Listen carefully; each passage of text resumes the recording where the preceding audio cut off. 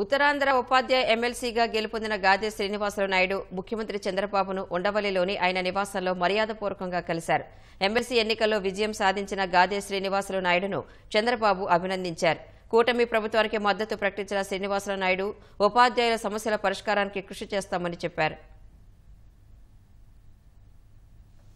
ముఖ్యమంత్రి గారి సహకారంతో మరి నారా లోకేష్ గారు విద్యాశాఖ మంత్రి గారి సహకారంతో మరి కేంద్రంలో ఉన్నటువంటి వెంకయ్యనాయుడు గారు పెద్దలు సహకారంతో తప్పనిసరిగా నా ఉపాధ్యాయులకి 20 సంవత్సరాలు బట్టి కూడా పదోన్నతులు లేకుండా స్కూల్ ఎస్టేట్గా ఎస్జిటిగా ఏ కేడర్లో హెచ్ఎంలుగా కేడర్లో స్టాగ్నేట్ అయిపోయారో వాళ్ళకి ఇమీడియట్గా పదోన్నతులు కల్పించి ఆ సర్వీస్ రూల్స్ని అందించే బాధ్యత నేను తీసుకుంటానని, అదేవిధంగా ఇతర సమస్యలు ఏవైతే ఉన్నాయో ప్రతి సమస్య సిపిఎస్ రద్దు కావచ్చు, ఇతర సమస్యలు ఏవైతే ఉన్నాయో అవన్నీ విషయాలు కూడా నేను పరిష్కారం చేసి రుణం తీసుకుంటూ తెలియజేసుకుంటూ తప్పనిసరిగా మీ ప్రీతమ నాయకులు ముఖ్యమంత్రి చంద్రబాబు నాయుడు 2 సార్లు టెలికాన్ఫరెన్స్ తీసుకున్నారు. 2 సార్లు కూడా రెండో ఓటు మా పిఆర్టీ సంఘం మనకు మిత్ర సంఘం గతంలో పనిచేసింది, నాయుడు గారు కూడా పనిచేశారు.